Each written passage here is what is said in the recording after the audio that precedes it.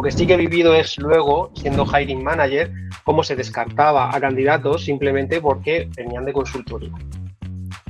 Pero esto es un ejemplo más de un problema más grande, que es que somos malos eligiendo a candidatos, porque normalmente nos fijamos en lo que saben, lo que no saben, lo que han hecho, lo que no han hecho, y no miramos el potencial. Y es una forma muy injusta de valorar a las personas, sobre todo mirando un currículum, ¿no? Sin haber tenido una conversación con esa persona y ver si tiene los valores que tú, y los principios, que es lo que tú quieres tener en tu empresa. Porque luego al final, aprender un framework, aprender un ciclo de vida distinto, tío, esto se aprende se aprende en muy pocos días. Y si la persona vale. Bienvenidos a un nuevo episodio de este video podcast de Manfred que hacemos con gente que nos gusta de la comunidad y que somos fans y admiramos por alguna razón. Cada uno normalmente es por alguna razón diferente. Y en este caso, hoy tenemos a Julio, que si le seguís en LinkedIn o en Twitter, es una persona que suele dar bastante su opinión alrededor de, normalmente técnica, ¿de acuerdo? Sobre ingeniería de software, sobre calidad, sobre cultura de compañías. Y como yo le he seguido durante mucho tiempo y he leído muchas de sus opiniones, me gustaba traerlo aquí hoy para que nos contara él de primera mano muchas cosas. Entre ellas vamos a enfocarnos un poco en la cultura de ingeniería, ¿vale? Y en la cultura de la calidad de ingeniería, en la que él también ha hecho mucho hincapié. Y sin más dilación, pues en vez de presentarte yo, te voy a pedir que te presentes, Julio. Buenas. Hola, buenas a todos. Nada, muchas gracias, Borja. Me hace mucha ilusión estar aquí con vosotros. El Manfred no es la primera vez que hablamos y nada, encantado. Bueno, presentación. Vale, pues nada, pues soy Julio, soy ingeniero informático. Llevaré como 20 años de experiencia en el sector, empezando desde desarrollador y creciendo a roles más de liderazgo. Primero un liderazgo técnico tipo tech lead y luego ya más a manager. He trabajado tanto en consultoría como en producto, que es donde estoy ahora. Y bueno, ¿qué me gusta? Pues me gusta construir productos, aplicaciones que importan, que a los usuarios les guste usarlas, y me gusta construir equipos donde a las personas les guste trabajar en ellos. Esto es importante y vamos a ver cómo la cultura de ingeniería, además, se vuelca en ambas partes, ¿no? Tanto en la parte de cómo es y se construye el producto y también cómo las personas encajan en los equipos. Pero me gustaría entender también un poco cómo ha sido tu paso un poco por tus primeras etapas hacia estos roles actuales, porque muchas veces, oye, uno no tiene claro qué es lo que quiere ser en la vida, y tú cuando empezaste como desarrollador en tus primeros inicios, seguramente no pensaste que acabarías en este punto. Así que cuéntame cómo has llegado a decir, oye, pues a mí lo que me gusta es construir estos equipos y ayudar a los equipos a trabajar mejor y a que estén a gusto trabajando. Bueno, yo no tenía claro ni que quería ser ingeniero informático, ¿eh? Siempre de pequeño me gustaba construir cosas y mis padres me enfocaron un poco ahí a la universidad, pero ellos quizá querían que hiciera ingeniería industrial o arquitectura, pero a mí esto del dibujo con los rotting no se me daba nada bien y al final cogí informática. Escogiste la buena opción, ¿eh? Escogiste la mejor Yo, opción. Al principio no lo parecía, yo soy boomer, intentaré no ser muy boomer en la entrevista, y cuando yo salí al mercado la cosa no estaba tan bien como ahora, y más en mi caso, que yo estaba en Murcia y las opciones eran muy reducidas. Entonces, bueno, empecé como desarrollador y tras un pequeñito paso, muy pequeño en producto, me pasé a consultoría. Aquí, bueno, en aquella época, y sobre todo en Murcia, era lo mejor en cuanto a oportunidades y últimas tecnologías. Y, bueno, yo supongo que simplemente pues me ha gustado meterme en cosas, me ha gustado intentar mejorar, trabajar mejor, hacer mejores productos. He tenido siempre iniciativa y me ha gustado preguntar y proponer, y ese crecimiento, ese paso a roles de liderazgo ha sido bastante natural en mi caso, ¿no? Bueno, cuando he visto la oportunidad, pues me he metido, supongo que he demostrado que lo podía hacer y eso me ha permitido ir creciendo. Y luego que he sido muy culo inquieto y en mis primeros años me he cambiado mucho. He buscado siempre sitios que me permitieran crecer, donde tuviera autonomía e ir moviendo. Y esto a veces te aleja un poco de la parte técnica, cuando empiezas a ser manager y empiezas a llevar equipos, y es algo que la gente a veces no lleva muy bien, ¿no? Y si a ti te gusta construir, es complicado alejarte de la construcción. ¿Cómo llevas tú esa parte? Bueno, yo he tenido ofertas para llevar 20, 30 personas y hasta ahora las he rechazado precisamente porque me sigue gustando mucho construir y me sigue gustando ahí estar en el equipo y estar en la trinchera con ellos. Es cierto que ya como manager y sobre todo cuando las tecnologías con las que trabaja el equipo no son las tuyas, donde pues tienes que aprender a dar ese paso y a delegar y a mantener una distancia. Pero aún así, pues siempre puedes aportar entrando en conversaciones, haciendo mentoring o coaching, viendo decisiones y asegurándote que el equipo funciona bien, no estando ahí con ellos, ¿no? Que no siempre tienes que estar en la manera en la que se hace el código, que muchas veces impactas quizá de una manera mejor pues, ayudando a la gente, ¿no?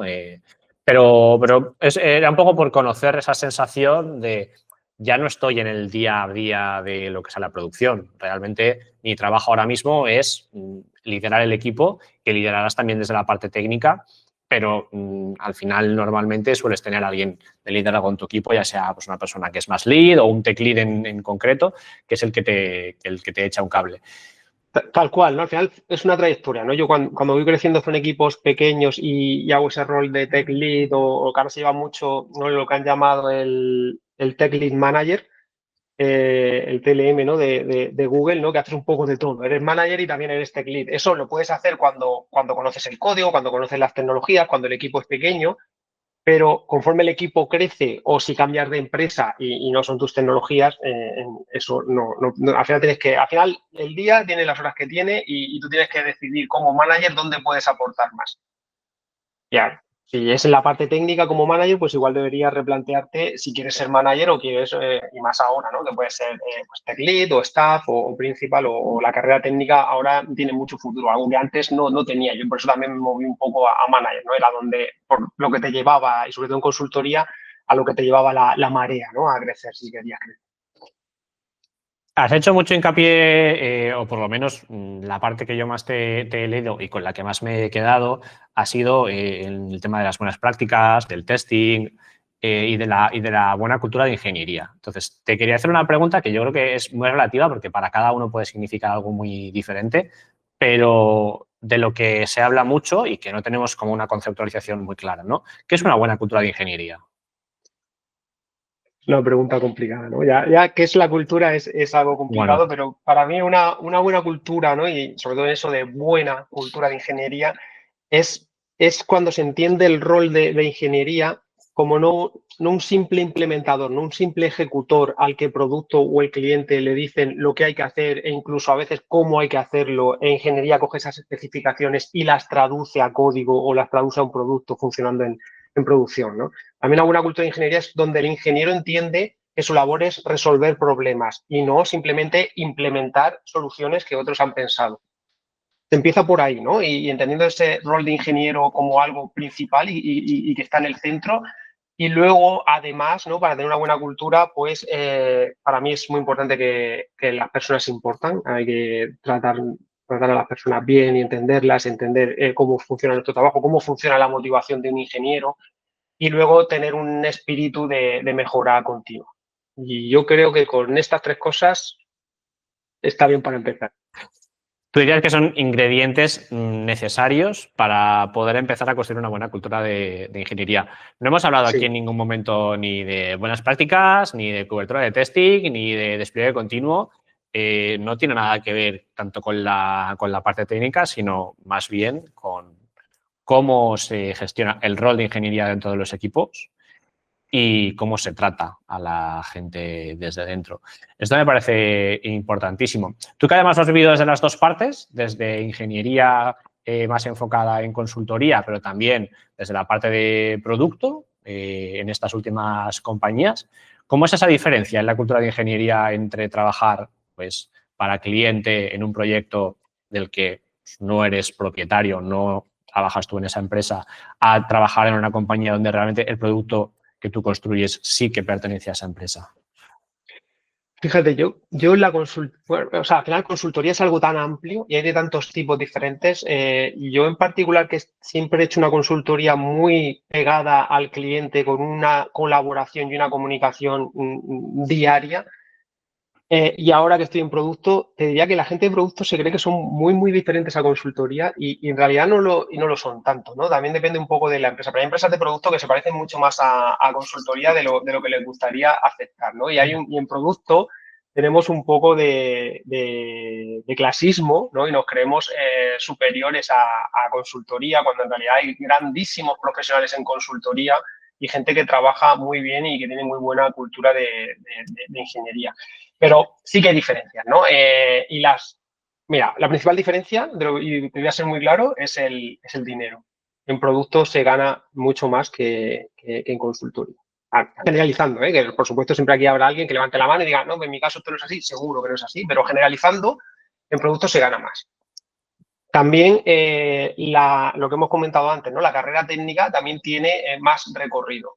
En consultoría, al final, la consultoría es un negocio que consiste en sacar un margen de personas que tienes contratando. Entonces, claro, ahí hay un poco perverso, ¿no? Cuanto menos cobren los trabajadores, más va a ganar la empresa, ¿no? Y luego llega un punto que el cliente ya no quiere pagar más por un programador. Entonces, claro, la carrera técnica se frena, mientras que la carrera de manager, pues sí que cuanto más gente lleva, pues tiene posibilidades de seguir ganando más dinero. Más diferencias, sí, esa gestión de ese producto, ¿no? Es más natural, en una empresa de producto es más natural que el ingeniero participe en esas fases previas de definir, de entender el problema, de definir la solución y de luego poner el producto en producción y encargarse de su mantenimiento, de su soporte, de estar ahí on call por si pasa algo en guardia. En consultorías hay consultorías que sí, pero no tanto y otras donde directamente pues, no se hace nada. Donde tú te dan una especificación, haces un código, lo entregas y te olvidas. Me gustaría hacer hincapié en algo que has dicho y es que, bueno, y esto es una cosa que yo he visto y he vivido por mucha parte de empresas de producto, ¿no? Hay un sesgo muy grande y hay además como una falta de valoración a las personas que vienen de consultoría, ¿no? Es como, bueno, si esta persona viene de consultoría no va a encajar en empresa de producto. Creo que muchas veces, y además lo he vivido, he visto a gente de consultoría muy buena, ¿vale? Es más, el otro día veía un caso, tío, que me llamaba muchísimo la atención, que era, además, un chaval que había estado en Singular antes, creo que llevaba pues, igual 2 años de carrera o menos de 2 años de carrera, de Singular a Datadog. Ese fue o sea, su primera empresa fue Singular, la siguiente fue Datadog. Y ahí te expresa un poco también la capacidad que tiene la gente de adaptarse a situaciones y de que ese sesgo y esa creencia no es cierta en muchísimos de los casos. ¿Tú has vivido esto? ¿Estar en proceso de selección o darte cuenta de que por venir de consultoría no te querían en determinadas posiciones? Yo tuve suerte y cuando pasé de consultoría a producto fue terminando el COVID y era otro momento del mercado. Y bueno, y al final, bueno, un poco también como lo has comentado, yo bueno, pues estaba en redes, tenía contactos, había hecho mucho networking y no tuve ese problema. Pero lo que sí que he vivido es luego, siendo hiring manager, cómo se descartaba a candidatos simplemente porque venían de consultoría. Pero bueno, pero esto es un ejemplo más de un problema más grande que es que somos malos eligiendo a candidatos, porque normalmente nos fijamos en lo que saben, lo que no saben, lo que han hecho, lo que no han hecho, y no miramos el potencial. Y, y es una forma muy injusta de valorar a las personas, y sobre todo mirando un currículum, ¿no? Sin haber tenido una conversación con esa persona y ver si tiene los valores que tú, y los principios, que es lo que tú quieres tener en tu empresa, porque luego al final aprender un framework, aprender un ciclo de vida distinto, tío, esto se aprende se aprende en muy pocos días. Y si la persona vale, vale. La Yo, capacidad de aprendizaje y el potencial además, no se miden lo suficiente. sí, es más difícil de medir. Quiero decir, es muy fácil dar un OK o un KO a una prueba técnica, de si funciona o no funciona, si has cumplido las 4 puntos que yo tenía en mi evaluación que tenías que cumplir. Pero sí que es cierto que se suele evaluar bastante regular. Por entender un poco más, mejor y por profundizar un poquito más en esta parte de que yo te he preguntado otra vez y me he ido un poco por las ramas, ¿no? Pero por entender un poco esta parte de la cultura de ingeniería de la que hablábamos, yo te tengo etiquetado a ti un poco como la persona que habla de estas cosas en redes, ¿no? Hay gente que habla de procesos, hay gente que habla de otras cosas. Pues, bueno, yo a ti te he leído muchas veces hablando de esto y entrando en debates sobre esto. Y hablabas de que hay que entender la motivación de las personas que construyen los productos. Tú, al final, llevas equipos. ¿Cómo se crea ese entorno y esa cultura donde las personas hacen las cosas como y se sienten orgullosas de lo que están construyendo? Porque puede que el producto en sí no sea lo más llamativo del mercado. Quiero decir, pues igual, si tienes suerte, estás salvando vidas, pero la gran mayoría de los casos estás haciendo un producto que podría no existir y tampoco cambiaría el mundo, ¿no? Pero dentro de esa cultura de ingeniería, en tu scope reducido de, oye, este es mi equipo, así es la manera en la que trabajamos, ¿cómo puedes hacer que esas personas estén orgullosas de lo que hacen? Vale. Vale, claro, es que o sea, estamos hablando de cultura, yo te he definido un poco lo que serían unos valores o unos principios para tener esa cultura de ingeniería, pero luego la cultura, me encanta esta definición y no me acuerdo de quién es, pero la cultura es lo que pasa cuando no estás mirando o cuando el jefe no está mirando. Entonces, para tú promover una cultura, tienes que pensar en qué acciones estás haciendo que la gente haga en el día a día. Y esas acciones son las que al final van a construir esa cultura. En cuanto a cómo motivar a las personas en una cultura que tú quieres que sea una buena cultura de ingeniería, pues primero tienes que entender la motivación. Nuestro trabajo es un trabajo intelectual, no es un trabajo físico. La motivación del palo y la zanahoria, ¿no? Esa motivación de impulsos, o sea, de recompensas extrínsecas, no es la más adecuada para nuestro trabajo, ¿no? Para nuestro trabajo, y al final aquí hay muchos estudios, esto no me lo estoy inventando yo, esto está más que estudiado, ¿no? Es una motivación más intrínseca, una motivación que Daniel Pink llama la motivación 3.0, ¿no? Y está basada principalmente en propósito, autonomía y maestría, ¿no? Entonces, propósito. Pues tener claro qué queremos hacer. Cuando antes te he comentado, ¿no? El ingeniero tiene que resolver problemas. Pues tú tienes que ir al ingeniero y hablarle de problemas y decirle, esto es lo que él tiene, este es el problema que tiene el usuario, ¿cómo podemos resolverlo? ¿No? Ayúdame, venga, piensa conmigo.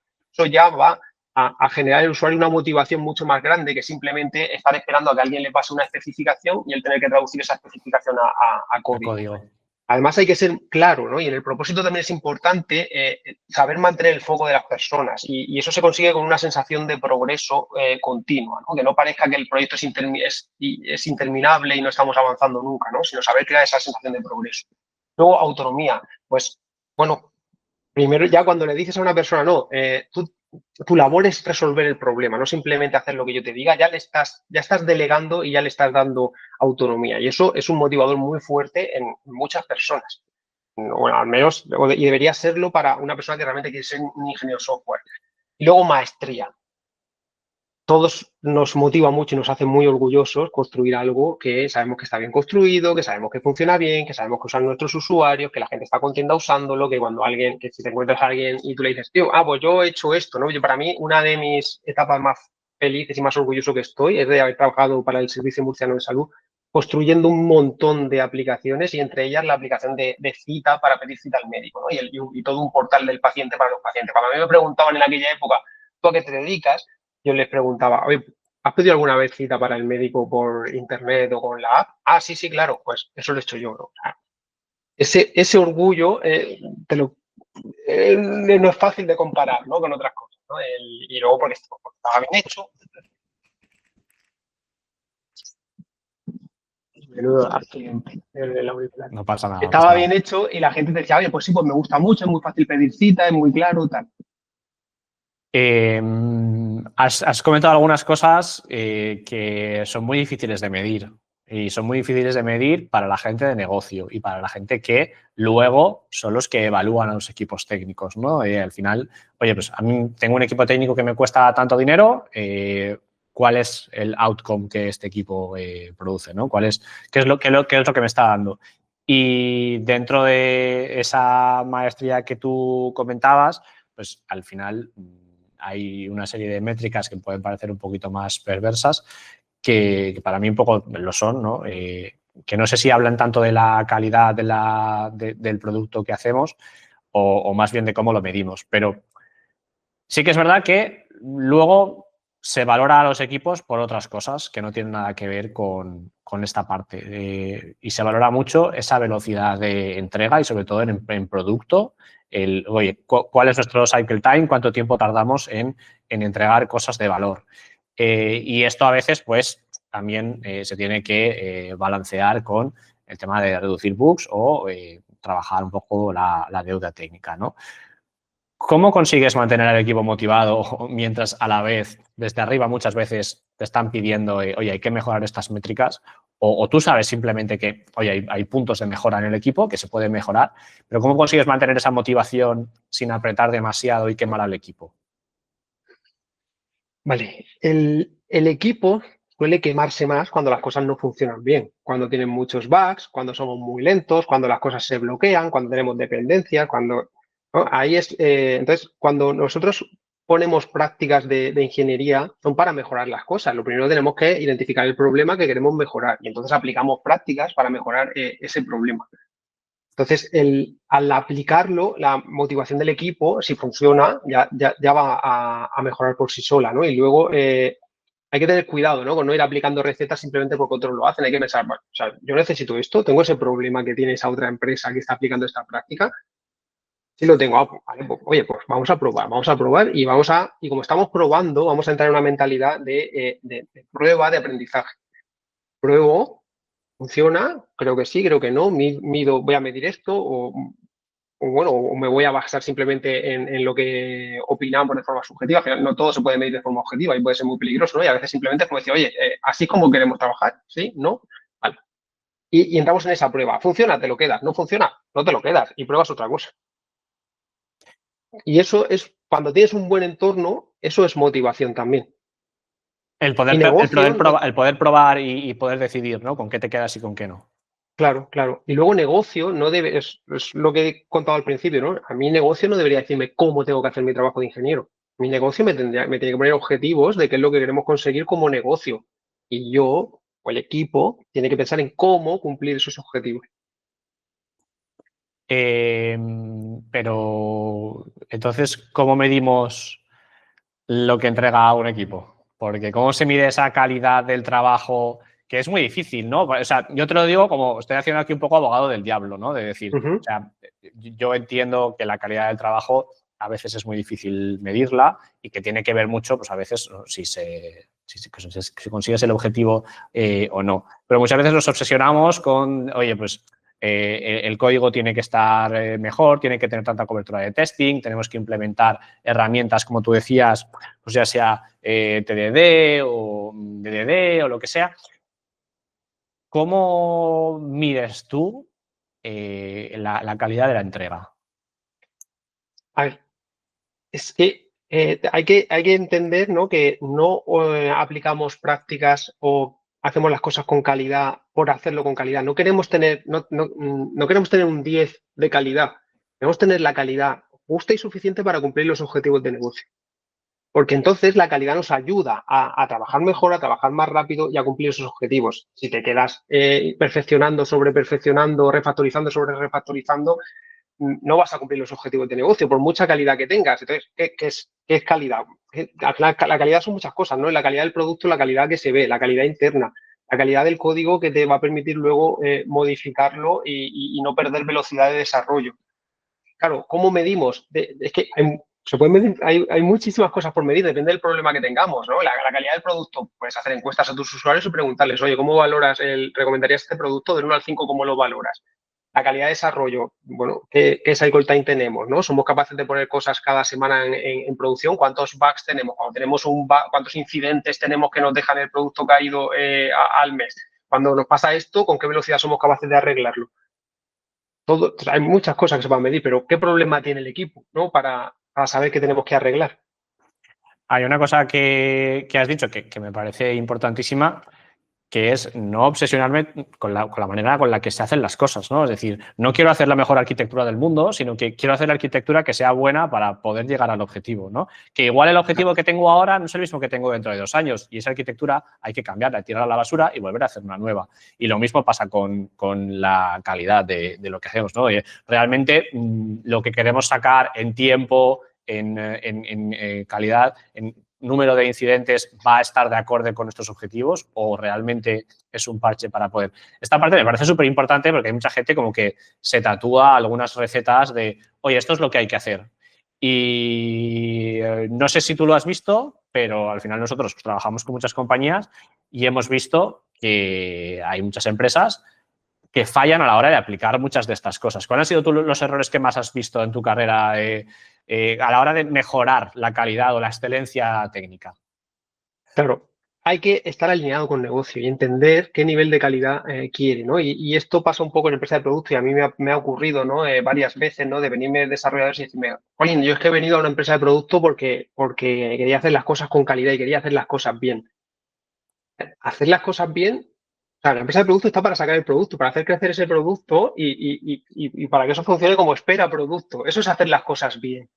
Luego, depende del momento del producto, habrá que aplicar una calidad u otra. Cuando estás empezando, que estás buscando a tus usuarios, lo que quieres es ser capaz de poner en producción lo antes posible. Porque si casi no tienes usuarios, si has metido un bug, lo siento mucho, pero me da igual. Yo lo que quiero es que eso esté esta semana para poder probarlo y ver cómo funciona. Si se me escapa, si del 100% de casos se me escapa un 5% que están dando un error, bueno, vale, pero yo ya he obtenido lo que quería. Luego hay otras empresas donde no, ¿no? Donde, ostras, donde ya tenemos millones de usuarios, millones de peticiones por minuto o al segundo y la calidad es importantísima, es clave, ¿no? Porque estar un minuto caído es perder un montón de dinero. Entonces, tú como candidato, como persona, tienes que saber en qué entorno quieres trabajar y aplicar a ese tipo de oportunidades, porque si no te vas a frustrar. Si tú lo que quieres es estar trabajando con una super calidad, tienes que buscar un tipo de empresa que si lo que quieres es, no, pues ser muy rápido y hacer cosas y estar en un entorno muy cambiante y muy movido y que parezca que todos los días estoy haciendo cosas muy importantes, ¿no? De sacar el código a producto. Esto No hasta sé que si he no lo... contestado tu pregunta, ¿eh? Sí, sí y no, pero esto hasta que no lo vives a veces no lo sabes, ¿no? Es decir, tú entras en una empresa y dices, ay, pues esta no es la manera en la que a mí me gusta construir.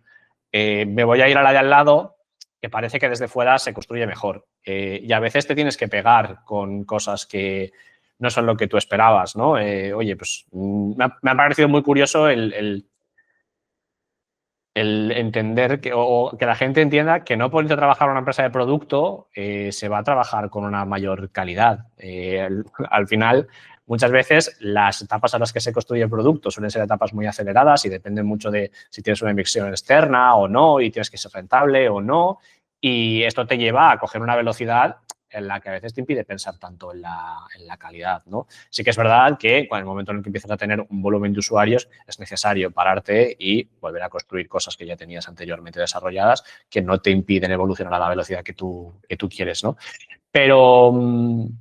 En todas las empresas o sea, vas a entrar y te vas a llevar decepciones. Esto ya en te lo todas digo de ellas, antemano. En todas, en todas, en todas. Por una cosa o por otra más. Algunas por muchas cosas técnicas, otras por más cosas de cultura o por más cosas de procesos. Pero yo no he llegado a un sitio y que fuera perfecto. Y creo que es imposible. Y creo que lo bonito es eso, ¿no? Es ir a un sitio y ayudar a que mejore.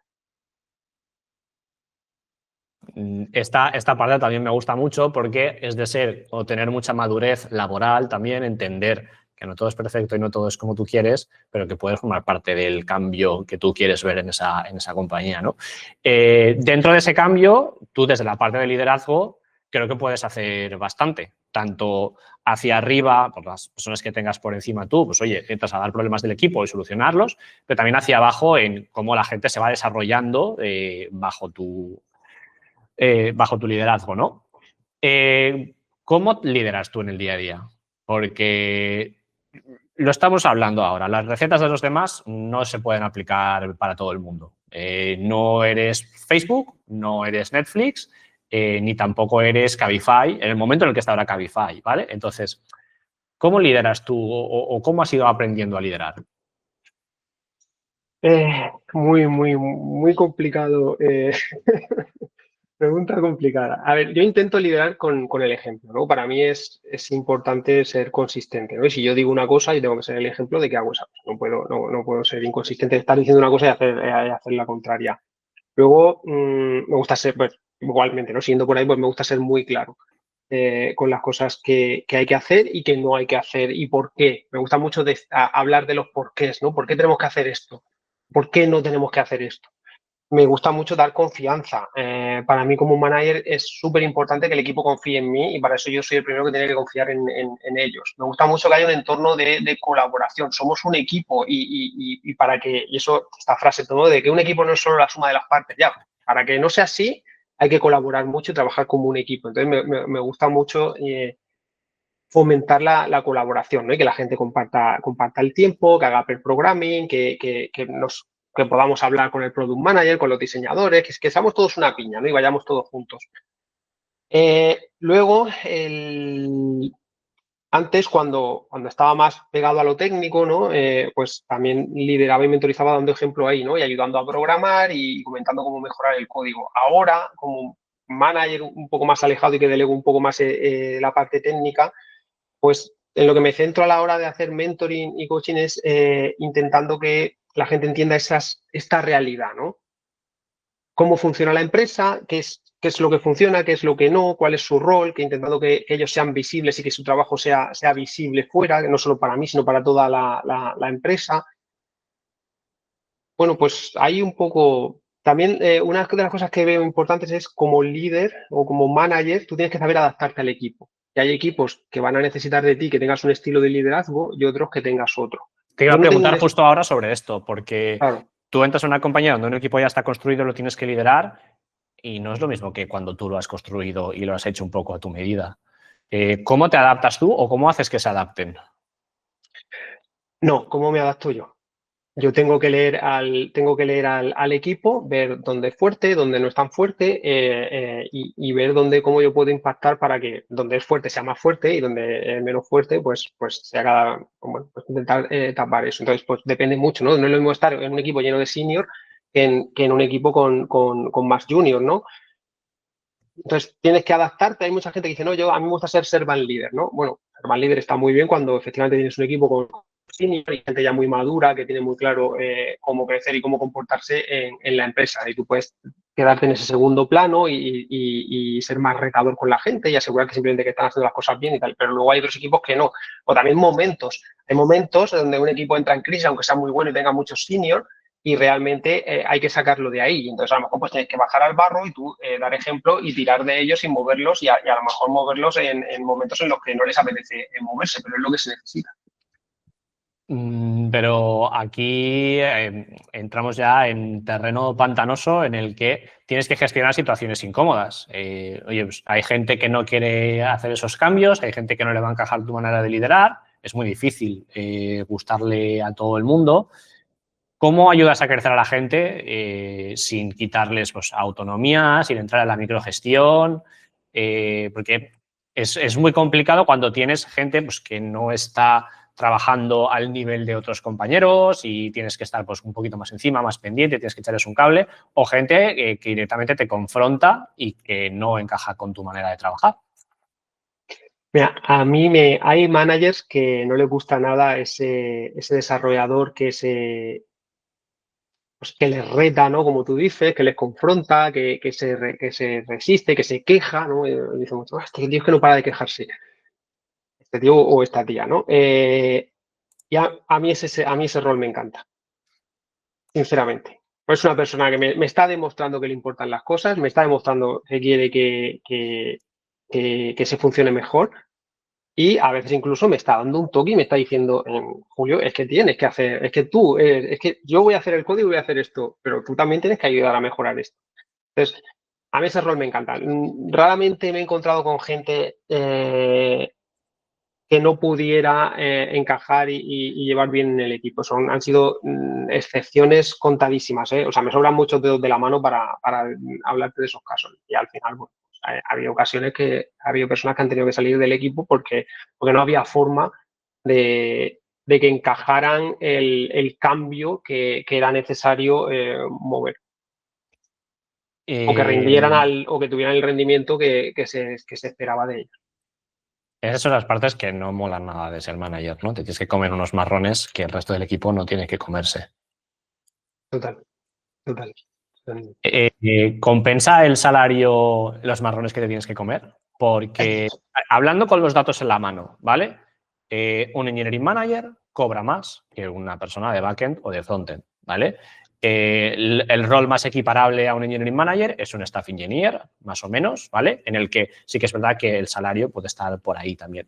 Pero hay muy pocos staff engineers en las compañías comparado con la cantidad de engineering manager. Entonces, hay más posibilidades de crecimiento muchas veces en la parte de gestión de personas que en la parte técnica. Luego tú te puedes buscar tus oportunidades y por supuesto que las hay.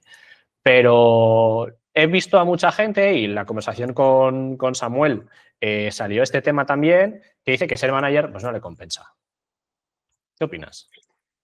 Bueno, primero, no sé si yo estoy cobrando un poco, pero al menos en mis últimas empresas había ingenieros en mi equipo que cobraban o un poquito más que yo, o como yo, o muy poquito menos que yo.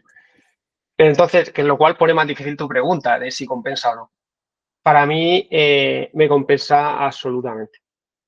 Claro, lo tengo claro. Ayudar a la gente, verlos crecer, ver cómo el equipo funciona y consigue sus objetivos, estar ahí en esa toma de decisiones, a mí es lo que me gusta, es lo que me gusta. Y ayudar a mejorar la empresa. Al final, como manager, o sea, tenemos más poder para poder mover las cosas.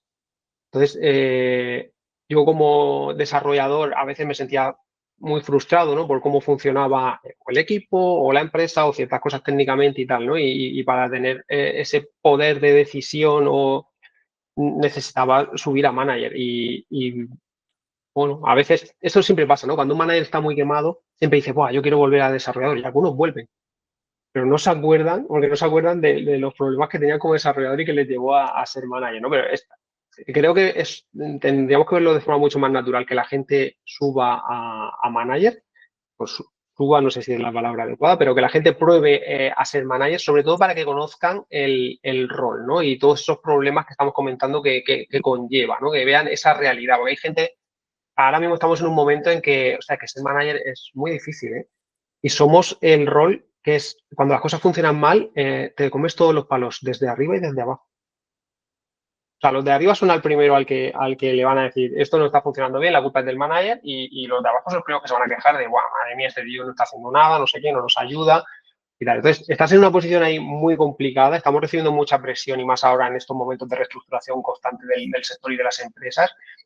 Y es verdad que es un momento muy difícil. Yo conozco muchos compañeros que han tenido que, bueno, que o tomarse un descanso o han decidido bajar a manager. Y es una pena porque, perdón, bajar a desarrollador. Y es una pena porque son grandísimos managers y son los managers que necesitamos como sector. Gente que ha sido desarrollador, que sabe cómo funcionan las cosas, que quiere arreglar y mejorar las cosas y que ha sido valiente para estar en esa posición, ¿no? Y a mí ahora, hasta cuando me cuentan alguna historia a algunos amigos, a algunos compañeros, y bueno, y yo también he tenido también mi momento complicado, tal, pero sí compensa, sí compensa, sí compensa.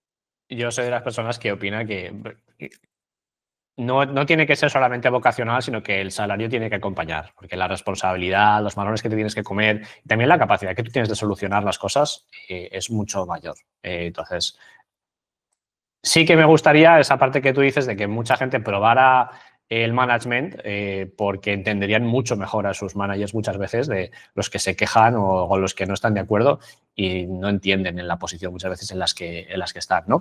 Has hablado antes de que una de las cosas que más te gusta es ver cómo crecen las personas dentro del equipo, incluso cómo crece el equipo en su conjunto. ¿Qué hábitos hace que eso pase? Porque al final es una cuestión del día a día, ¿no? ¿Cómo incluyes tú prácticas o qué técnicas utilizas, qué herramientas para que esa gente pueda crecer? Bueno, a nivel individual, fijándote mucho en cómo trabaja la gente y luego dando feedback y aprovechando pues, las reuniones one-on-one que tengo con mi gente, ¿no? Hay gente que dice, bueno, es que el feedback constructivo no funciona, ¿no? Este radical candor no funciona. Dar feedback es complicado. A mí me funciona mucho más. Al final las personas, o sea, no son un desastre, o sea, hacen cosas bien y hacen cosas mal. Y normalmente, por ejemplo, ¿no? Vamos a hablar de algo muy típico, el ownership, ¿no? Siempre estamos, es que a esta chica, a este chico le falta ownership. Vale.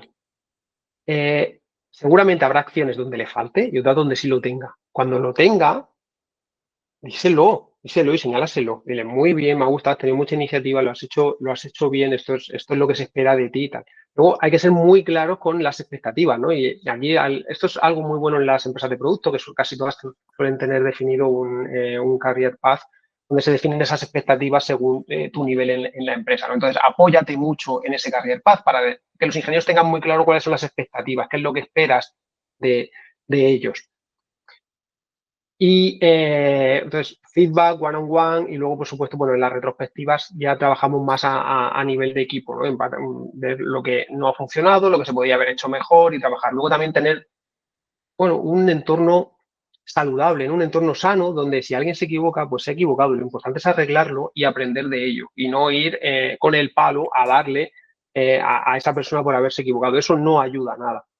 Luego también a veces pues tienes que dar un feedback constructivo, pero asegúrate de que no es de que qué es lo que yo quiero conseguir dando este feedback. Vale, quiero que esta persona aprenda que esto no es lo que hay que hacer, sino que hay que hacer otra cosa, ¿no?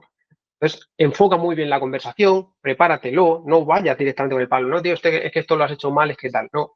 Hazle a pensar en el problema, oye, te diste cuenta de esto, pues tú qué piensas, crees que has aprendido, lo harías diferente en otra ocasión. Ten una conversación y ten esa confianza con la gente para que acepten bien tu feedback cuando es constructivo, para que no te vean simplemente como el tío que está siempre regañándoles, como al tío al que temer, como el tío al que si te equivocas lo mejor es esconderlo para que no se dé cuenta porque si no te va a caer una bronca.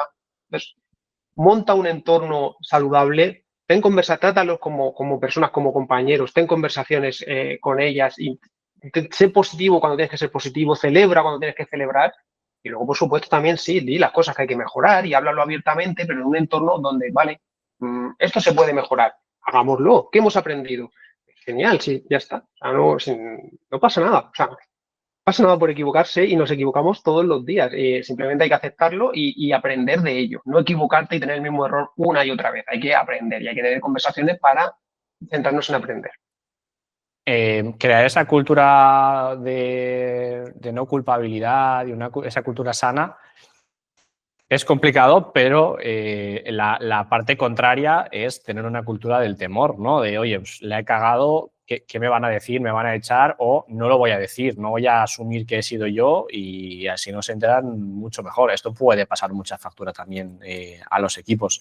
Pero en momentos en los que el equipo se mantiene relativamente estable o la empresa está en un momento de cierta estabilidad, es más sencillo poder enfocarte en crear ese tipo de cultura. Pero quizá ahora no es tanto el momento, porque creo que hemos perdido ya esa etapa, por fin, de hipergrowth de algunas empresas, pero sí que es verdad que las empresas crecen y hay empresas que de repente en un año han duplicado su plantilla. Tú como manager, o sea, ¿cómo se escala un equipo o unos equipos sin perder esa cultura y las buenas prácticas que llevabais antes? Al final es gente nueva que se introduce y que tiene que tener un tiempo de adaptación y que hace las cosas también de la manera en la que venían haciéndolas antes y hasta que se acostumbran pues llevan un tiempo. ¿Cómo se hace? Bueno, tienes que, bueno, primero, respecto al punto anterior, ¿no? Un tip para tener esta cultura, ¿no? de aprendizaje y de que se puede equivocar. Yo todas las semanas seguramente estaré diciendo, perdón, me he equivocado, vale, vale, fallo mío. Tal. No pasa nada, soy el primero que lo dice claro, ¿no? Para que lo vean. Luego, ¿cómo escalar, ¿no? Cultura o ingeniería. Lo primero es que tus prácticas, tu cultura, tu forma de proceder cuando eres un equipo de un tamaño, cuando eso se multiplica ya no va a funcionar.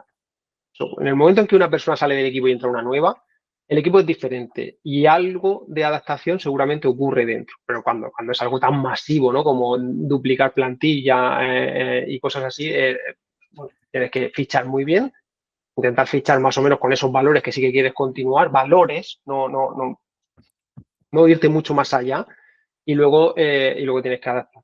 Luego tienes que adaptarte y entender lo que piensas, porque es lo mismo que has comentado antes de la arquitectura, ¿no? Seguramente la arquitectura que te sirve para decenas de peticiones por segundo no te va a servir para miles o para millones. Entonces, pues tienes que saber. Y al final, al principio cuando sois pocos, es una cultura muy de yo me lo guiso, yo me lo como, y ahí hay gente que disfruta mucho trabajando en ese tipo de entornos. pero conforme la empresa crece hay que meter procesos. Y mira que yo soy un súper fan de la autonomía y los procesos. Para mí los procesos tienen que hacer que las cosas que quieres hacer tienen que ser muy fáciles y las cosas que están mal tienen que ser muy difíciles hacerlas. Y a veces parece que diseñamos procesos donde lo fácil es hacerlo mal y lo difícil es hacerlo bien. Entonces, cuando lo difícil es hacerlo bien, la gente no lo hace bien. Si tú pones mucha burocracia, pues tío, la gente intenta tomar atajos para saltar la burocracia porque somos humanos yendo mal. Entonces, hay que tener mucho cuidado cuando escalas y en poner el proceso justo y definir muy bien los procesos y facilitar que las cosas se hagan bien, que sea sencillo hacer las cosas bien. Y porque luego, además, luego una cosa que me ha pasado muchas veces es que he visto cómo se cambian procesos, cómo se complican procesos. Porque una persona, a lo mejor tienes 10 managers, ¿no? Y de los 10 managers uno está haciendo las cosas mal.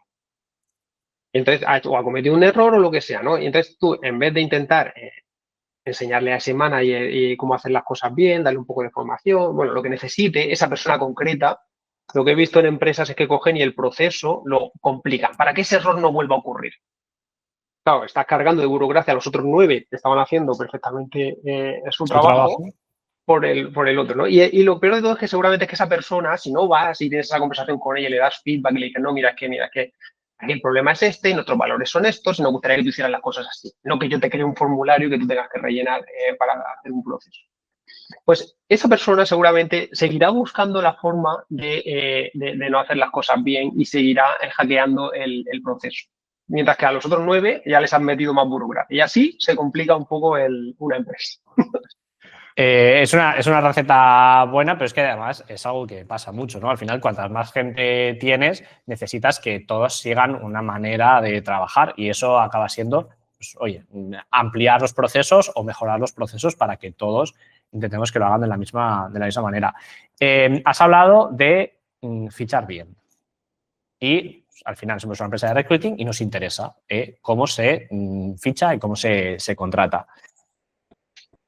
¿Cómo te gusta contratar a ti? O sea, aquí hay dos preguntas en una, que es cómo te gusta a ti hacer el proceso y la segunda es qué tipo de personas buscas tú para tus equipos. Vale. Mira, primero, antes de fichar tengo que tener muy claro qué es lo que necesita el equipo. Y no es solo necesita un frontend o necesita un backend. Yo tengo que ver ese equipo, ¿no?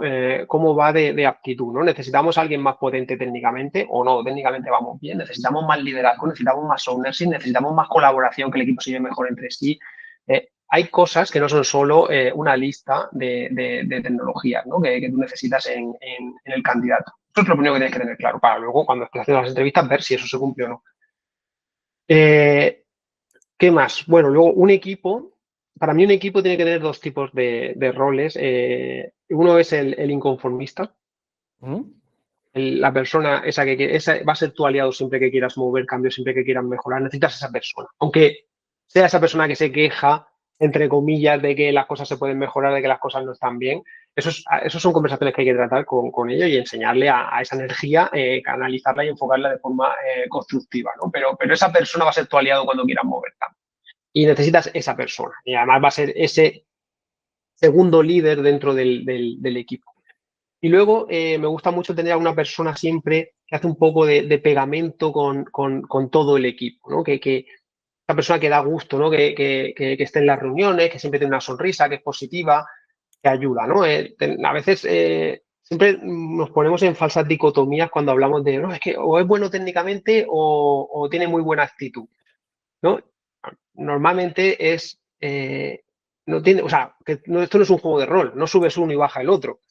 Puedes contratar gente que sea buena técnicamente, que tenga una buena actitud y que dé gusto trabajar y que tenga un buen trabajo en equipo. Entonces, vale, eso es lo que busco y luego, ¿cómo monto el proceso? Pues intento montar el proceso igual, lo más ligero posible. Muchas veces me gusta mucho hablar con el recruiter e intentar saltarme fases. Aquí tengo una anécdota, por ejemplo. Nosotros teníamos un proceso que había una cuarta entrevista con el CTO o con el director del área, ¿no? Y yo le dije al recruiter, ¿cuántas veces esta entrevista ha descartado a un candidato? Cero. Entonces, ¿por qué la hacemos? ¿No? si vas a contratar un manager, ¿no? Y esa persona va a trabajar con él, veo bien que tenga desarrollo, pero para contratar un desarrollador, para contratar un junior, ¿por qué tengo que parar el proceso una semana, 2 semanas, dar probabilidad a que ese candidato acepte otra oferta o se canse y tal, ¿no? ¿Qué aporta esa entrevista si lo puedes? Lo que lo quiere conocer, pues si lo puede conocer, si lo va a conocer luego. Pero si el dato te dice que nunca se ha rechazado un candidato por esa entrevista, para mí, sobra, ¿no? Entonces, me gusta un poco trocar un poco el proceso. Me gusta mucho mirar la prueba técnica, ver si los entrevistadores de la prueba técnica tienen claros los objetivos que tienen que medir. Que haya un manual de esos objetivos, ¿no? Lo que está bien, lo que hay que ver en la prueba técnica y lo que no hay que ver, porque luego te encuentras, también tengo otra anécdota, me acuerdo que rechazaron un candidato porque no había implementado arquitectura hexagonal en la prueba. Y fue como, tío, en la descripción de la prueba, en ningún sitio pone que haya que usar arquitectura hexagonal. Y aquí veo otras soluciones de candidatos que hemos fichado y no habían hecho arquitectura hexagonal, ¿no? Esta Entonces, parte me parece fundamental, que es formar a las personas que evalúan en qué es lo que se evalúa y en cómo evaluar. Es decir, hay personas que no están acostumbradas a hacer esto o que lo han hecho de determinada manera anteriormente y que es necesario que te sientes con esas personas y describas bien el proceso y haya unas reglas para esa prueba técnica, ¿no? Que tiene que saber el candidato o la candidata, pero que también tienen que saber las personas que evalúan. Si no, luego te encuentras con este tipo de temas de, bueno, es que para mí esta persona debería haber implementado esto y no estaba. Y es como, bueno, ya, pero es tu opinión personal, nosotros no buscamos eso, no tienes por qué descartarlo por eso, ¿no? Es muy exacto. complicado el tema de las pruebas técnicas porque parece como que nunca se hacen a gusto de todos o siempre son muy largas o no se evalúan bien o hay un tema aquí, hay una fricción importante ahí en los procesos de selección que es la prueba normalmente. Sí. Y un último paso, ¿vale? Y me gusta mucho conocer a mi recruiter. Lo primero que hago siempre es tener un café con él y conocerlo y que tengamos esa confianza de escribirle muy bien lo que estoy buscando y lo que no estoy buscando para ayudarle a hacer esa selección previa y luego esa primera entrevista que suelen hacer los recruiters. Y las primeras veces que trabajo me gusta un poco revisar cómo lo hace y cómo no, ¿no? Y también decirle, oye, pregúntame lo que quieras, dame feedback si tienes cualquier duda, estamos empezando a trabajar, conozcamos, no, y aprendemos, ¿no? Porque al final somos personas, todos tenemos nuestros sesgos. Y, por ejemplo, lo que he comentado al principio, ¿no? De esos descartes de no es que esta persona no trabaja en productos, solo trabaja en consultoría. Bueno, eso vamos a mirar un poco más el currículum, ¿no? O a lo mejor, oye, pues a lo mejor merece la pena tener una conversación y hacer esta serie de preguntas, porque usted es una persona que tiene 10 años de experiencia, ¿no? ¿Por qué no podemos rechazarla solo porque haya estado en consultoras, ¿no? Entonces, esa parte. Y la prueba técnica sí, bueno, o sea, yo entiendo la frustración del candidato. Yo he sido candidato además hace muy poco y sí, está todo muy roto, los procesos están muy mal, hay entrevistadores muy malos, eh, todo, ¿no? Todo es un poco mal, pero los candidatos tenemos que entender que el proceso lo monta la empresa para seleccionar, no al mejor, sino, bueno, pues entre un montón de gente, ¿no? Pues ser capaces de seleccionar a unos candidatos prometedores con unas restricciones de tiempo y de presupuesto muy limitadas, ¿no? Un proceso de selección es el que te permite encontrar a esas personas lo antes posible y con el menor gasto para la empresa.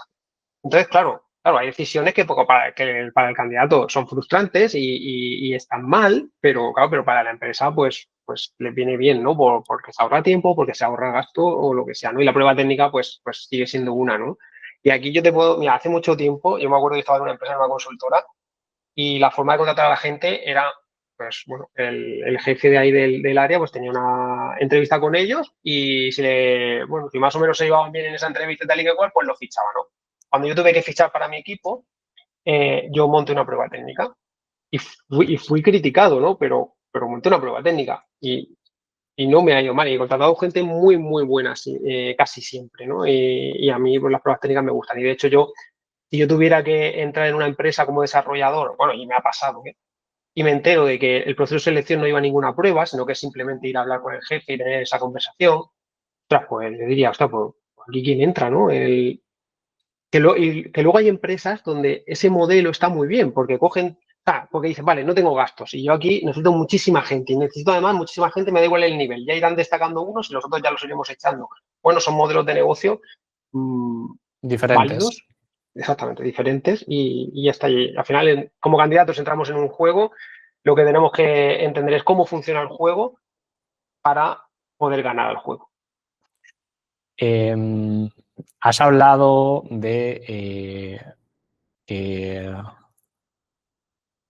se me ha ido la pregunta que te iba a hacer, macho. Que hablo mucho. Y te estoy ahí Hablas. bombardeando con un montón de cosas. Claro, pero es que hemos saltado de tema y se me ha ido totalmente. Tenía que ver con el proceso, eso es. Vale. Tuki, cuando veas esto puedes cortar este momento de interrupción sin ningún tipo de problema. Has comentado que te gusta conocer mucho a la persona que va a reclutar contigo, al recruiter o a la recruiter. ¿Has llegado a pedirle, oye, cuando tengas dudas sobre un candidato, pásame el currículum y lo vemos juntos y te digo el por qué yo sí lo pasaría a entrevista o el por qué no? Porque muchas veces perdemos, bueno, en Manfred no trabajamos así, pero yo creo que hay mucho miedo o hay mucha distancia entre el hiring manager y la persona que actúa en la parte de recruiting y hay falta de comunicación. Entonces, cuanto más estrechas esa relación, siempre va a salir mejor el proceso, pero ¿hasta qué punto? O sea, sí lo he hecho, o sea, siempre lo hago e incluso, o sea, tanto las dos cosas, ¿no? Oye, si tienes dudas para descartar a una persona, pregúntamelo. Para mí esto es prioritario, porque normalmente cuando tienes que contratar a alguien es prioritario, lo que quieres es hacerlo lo antes posible y si puedes tardar 3 semanas en vez de 4, pues mejor. Entonces, pregúntame que yo te voy a contestar súper rápido. Y al revés también, al principio, cuando no nos conocemos, también en plan, oye, antes de hacerle entrevista a una persona, dime, deja que vea yo el currículum. Cuando estoy empezando la relación con el recruiter, sí. Sí. Me gusta ser ahí uña y carne y colaborar mucho, ir de la mano. Y hay recruiters maravillosos y, bueno, en general todos funcionan, ¿no? como han aprendido, ¿no? Y yo creo que pues, hay una relación, una simbiosis importante donde yo aprendo de ellos y ellos también aprenden un poco de mí. O por lo menos aprendemos a trabajar en equipo, que es lo importante. A mí me parece la mejor manera de evitar después que tú como hiring manager te tengas que quejar de que es que solamente me pasan candidatos malos. Bueno, ¿has hablado bien con esa persona y le has pedido realmente lo que necesitas o le has pasado una lista de requisitos?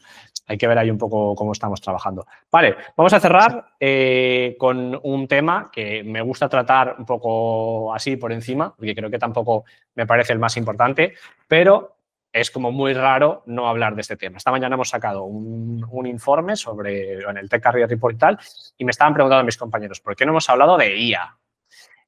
Vamos a hablar de inteligencia artificial, ya te digo, así un poquito por encima. Desde tu perspectiva, ¿cómo está cambiando la manera en la que se trabaja en ingeniería? Bueno, lo está cambiando todo en algunos sitios más que en otros. Creo que todavía estamos aprendiendo y aquí de nuevo es súper importante tener esa mentalidad de, oye, estoy aprendiendo y de montarnos comunidades, compartir entre nosotros, pues mira, pues yo lo estoy usando así, esto me funciona, esto no me funciona. Y ahora mismo, bueno, dependiendo de la empresa, que tiene más fondos para apostar por herramientas de ella, pues está cambiando más cosas o menos, ¿no? Pero creo que hoy ya en este momento ya todo el mundo ha usado un poco y usa más o usa menos, pero todavía creo que está cambiando todo mucho. Al final la IA tiene esas desventajas como herramienta, ¿no? Esas alucinaciones, ese que no te va a dar dos respuestas iguales seguramente, ¿no? Ese error que siempre puede cometer cuando estamos usando agentes, claro, si ese error, aunque sea muy pequeñito, pero es un error, ¿no? Cuando usamos muchos agentes, pues ese error se va multiplicando. Y a la misma vez el coste, ¿no? Cada vez vemos cómo están incrementando los proveedores y nos están incrementando el coste. Sin embargo, claro, nos están llevando a soluciones con un montón de agentes que comparten entre ellos un montón de contexto y eso es lo que está haciendo que el coste se incremente y todavía se va a incrementar mucho más porque ahora mismo están compitiendo entre ellos y nos tienen unos precios muy baratos que les encantaría doblarlos o triplicarlos o todo, ¿no? Pero están ahí aguantando porque quieren captarnos como sus usuarios. Entonces, creo que es un momento apasionante para estar en el sector y para estar trabajando con IA y creo que todavía nos quedan muchos cambios. A mí hay mucha gente que me habla mucho de montar varios agentes y unos me hablan de darles tareas concretas que hacer, otros que asignen como, o sea, que ejerzan de roles, en plan, este define la tarea, este define los tests, este implementa, este luego comprueba. Todo eso está en un momento ahora muy incipiente y muy embrionario y vamos a ver cómo evoluciona todo. Para mí lo importante es estar probando cosas y compartiendo. Fíjate, yo que soy muy de Agile cuando empezó ya, ¿no? Pero para mí la frase del manifiesto de estamos descubriendo nuevas y mejores formas de desarrollar software ahora encaja totalmente con esto de la IA, ¿no? Aquí estamos aprendiendo, estamos descubriendo y estamos compartiendo con otros lo que estamos descubriendo. Y es precioso, ¿no? A mí es lo que más me gusta de nuestro sector. Y yo, de hecho, si soy el profesional que soy, es gracias a todo lo que la gente ha compartido en Internet y todo lo que he leído gratuitamente. Y este es otro momento donde es necesario que compartamos, ¿no? Que descubramos y compartamos. Sobre esas personas que comparten, yo a veces sigo así a gente, pues eso, como tú, que me parecen referentes en cosas que hacen. Y el otro día leía un post de Edu Ferro en el que hablaba de que como que el coste de las buenas prácticas como que se había reducido mucho y que casi salía gratis, ¿no? El poder implementar buenas prácticas en tu código gracias a la IA. Sí que es verdad que Edu hablaba de algunas pruebas de concepto, pero como que la excusa de no tengo tiempo o bueno, no se premia la calidad, cuando no te cuesta, como que parece que va a ser más sencillo. ¿Crees que, y esto es un triple, un futurible, crees que esa barrera de entrada de las buenas prácticas o incluso ese coste añadido que puede suponer trabajar con buenas prácticas se va a reducir gracias a la inteligencia artificial? Sí, sin duda. O sea, si sabes hacerlo, sin duda. Es una herramienta súper, súper potente. Primero, donde tú no sabes nada o sabes muy poquito, te da un nivel medio alto, más bien alto, que eso ya te lo lleva gratis. Pero luego además esa potencia de tu poder decirle, oye, toma, ponte aquí, ejecútame estos tests o hazme este mutation testing, hazme luego pull request proponiéndome cambios de refactor y no sé qué. Toma, esto aquí en segundo plano, tú trabajando, yo luego ya te revisaré. Y además eso, ¿no? Y con ese nivel medio alto, que tú además puedes influir en cómo quieres que trabaje, ¿no? En qué principios, qué prácticas de ingeniería del software quieres que desarrolle, o sea, que, cómo influir, ¿no? A ese agente en la forma en hacer las cosas. Creo, sí, sí, sí. A mí, o sea, no sé, dentro de 5 años me va a encantar ver dónde estamos y cómo ha evolucionado todo esto. A mí me preocupa el uso que le pueda dar la IA a los juniors. Tú, que al final has estado mentorizando, seguramente tengas una percepción de la realidad mucho más cercana a la mía, porque, joder, es muy fácil tener la solución, pero no saber cómo se ha llegado a esa solución y el por qué se implementa. Esto, al final, cuando no hemos tenido la inteligencia artificial, ha sido prueba y error y nos ha llevado un poco al punto en el que estamos. Eh, ¿Cómo lo estás viendo tú? ¿Crees que va a ser una herramienta que va a ser casi contraproducente para los juniors? Mira, aquí tengo una opinión que estoy en contra de muchísima gente. Todo el mundo dice que esto va a ser el fin de los juniors y yo no estoy de acuerdo, ¿no? Va a ser quizás, o sea, por el momento en que hemos venido, ¿no? Este momento, vamos a llamar, bueno, no sé cómo llamarlo, ¿no? Pero al final el mercado se llenó de juniors que no estaban todavía bien formados. Al final un junior no tiene que tener experiencia, ¿vale? Pero tiene que tener unas bases, un mínimo de formación. Entonces, hemos estado en un momento donde había muchos juniors que no tenían, que lo siento, pero no tenían ese nivel básico de formación, entonces el junior ha cogido muy mala fama. Pero yo en mis equipos, o sea, a mí me han venido juniors además es que me encanta porque es que el junior te viene con una energía, con una actitud, con unas ganas de hacer cosas nuevas y diferentes y te viene con cosas que tú no sabes. Es increíble. Mira, a mí un junior me montó el servidor de integración continua porque yo le dije, mira, estoy leyendo esto cuando no había, fíjate si soy boomer, esto me estoy, no sé, ahora 18 años, 17, no lo sé. Le dije, mira, estoy leyendo este libro, tío, he leído esto, nosotros ya hacemos testing, pero fíjate esto que guay, que es un servidor que está aquí, que se baja el código, que ejecuta los tests por ti, que construye el software, bla, bla, bla. Vale, al día siguiente me llama, mira lo que he hecho. Bueno, pues me había instalado Hudson en su máquina, Hudson es como antes se llamaba Jenkins, y ahí estaba funcionando. Eso me lo hizo un junior.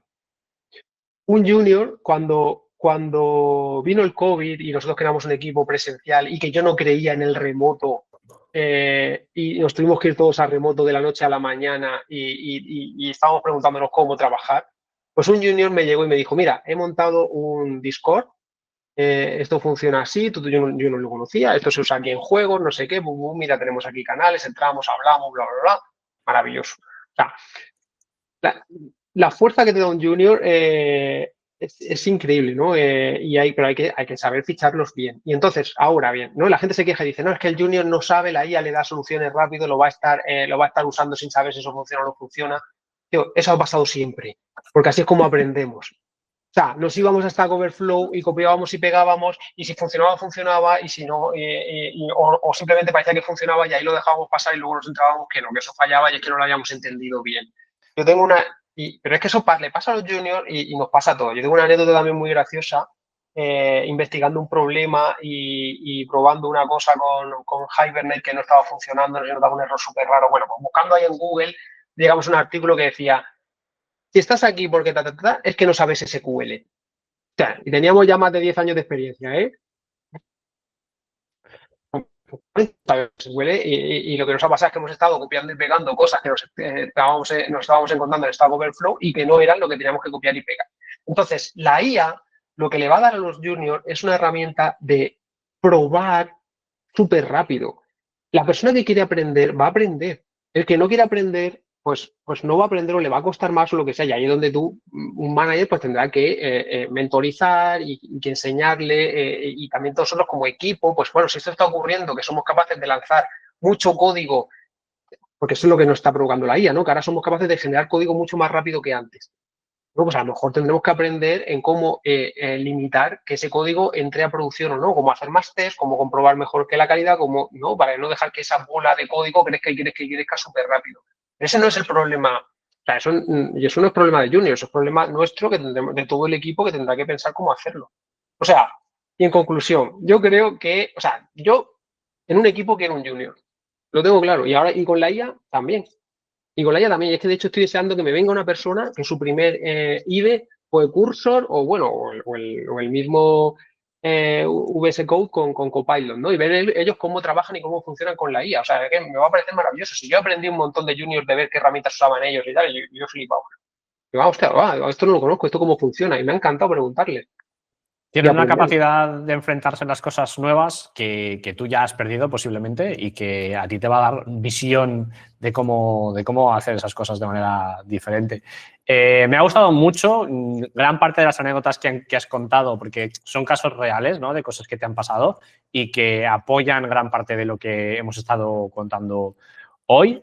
Quiero cerrar esto con, y siempre intento preguntar a la gente, ¿qué consejos darías tú para algo? En este caso, como hemos estado hablando de cultura, ¿qué consejos darías tú a un equipo que quiere mejorar su cultura o a una empresa? ¿Y por dónde pueden empezar a mejorar? Pues lo primero, centrarse en resolver problemas. Y tienen que hacerse si no lo tienen que hacerse ese espacio y tienen que meterse. Y tienen que ir ahí y tienen no, yo es que quiero saber, tienen que preguntar, pero ¿y esto por qué? ¿Pero cuál es el problema que queremos resolver con esto que me estás diciendo que implemente? Y tienen que hacerse su espacio y hacerse fuertes. Luego, si no lo están haciendo ya también, que no lo hemos hablado, pero para mí es clave, es el trabajar en pasos pequeños, ¿no? En small steps, que es una práctica clave, ¿no? ¿Por qué? Para la calidad y para desarrollar más rápido. Primero, ese problema grande, enorme, donde seguramente sean muchos problemas juntos, pues te coges solo resuelves uno de esos problemas, algo básico, pero que de verdad está resolviendo un problema para el usuario. Entonces, el problema ese grande lo has roto, lo has dividido y ahora es más sencillo de entender, es mucho más sencillo de diseñar una solución, es mucho más sencillo de implementarla, de probarla y de llevarlo a producción. Lo vas a llevar a producción mucho antes que el mega problema. Lo vas a tener ahí en una semana o dos en producción, vas a aprender de él, vas a tener ese feedback, vas a ver si da lo que querías y lo que no, que te va a permitir coger el siguiente problema y ver qué es lo que necesitas. Y luego, igual, ¿no? Y luego, tío, tener ganas de mejorar. Porque hay gente que, muchas veces me viene gente, tío, es que yo no sé cómo mover esto en mi equipo, cómo hacerlo. Búscate un aliado, búscate una persona que te ayude, que también quiera mejorar como tú, y hacerlo, tío, y hacerlo. Ya te lo he contado antes, o sea, hay gente que a mí me ha venido ya directamente, lo había hecho, y a mí me pasó igual, a mí nadie me dijo, oye, tienes que hacer test. Yo cogí un día y dije, hostia, yo creo que esto va a ser potentísimo, creo que esto me va a ayudar a ser mejor programador y a desarrollar mejor. Me puse a hacerlo y lo hice. Y luego lo enseñé y se lo enseñé a otro. Y mira lo que estoy haciendo, mira esto cómo funciona. Bu, bu, bu, bu. Y simplemente eso, échale ganas, ponte, hazlo, no pidas permiso, rompe cosas, busca un sitio donde dé gusto trabajar, busca unos buenos compañeros con los que compartir, con los que colaborar. Bueno, me has pedido un consejo, pero ya te he dado muchísimo, ¿no? Han venido varios de golpe. Nunca está de más un buen consejo. Así que con estos consejos cerramos la charla de hoy. Creo que ha sido una de las más constructivas. Creo que se pueden sacar muchísimos aprendizajes de aquí. Como siempre decimos, las recetas de cada uno no se pueden aplicar para todos los casos, pero sí que puedes empezar a probar cosas y ver qué te funciona a ti en tu equipo. Julio, mil gracias por prestarte a esta charla. Os voy a dejar las redes de Julio por aquí abajo para que podáis seguirle y podáis aprender como yo aprendí de él también. Y nos vemos en la siguiente. Mil gracias. Un placer, encantado y nos veremos en otra. Sí, seguro que sí. Gracias.